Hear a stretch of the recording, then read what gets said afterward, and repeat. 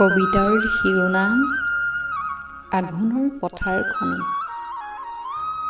শান্ত আকাশৰ উষ্ণ দিবাকৰ, আঘোণৰ পথাৰত আজি ব্যস্ত দাৱনী।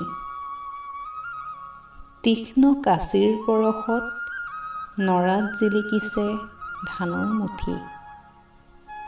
আহৰি নাই কোনো বেলি, দুপৰীয়া ৰবাব টেঙাৰ জুতি।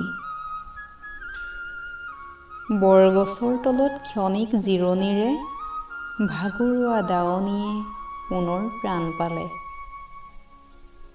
আগলি কলৰ পাতত দুটি ধানৰ মুঠি, ধূপ চাকি সুগন্ধিৰে লখিমী আদৰিলে ঘৰলৈ বুলি।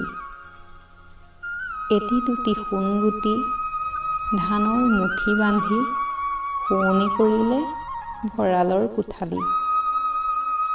বিহংগৰ কিৰিলি গধূলিৰ জাননী, ঘৰমুৱা হ'ল পথাৰৰ দাৱনী। অন্তৰ্যামীক সাক্ষী কৰি ৯ সাঁজ ৰান্ধি বাঢ়ি ৰাইজৰ লগত মিলি সোৱাদৰ জুতি ল'লে আনন্দ কৰি।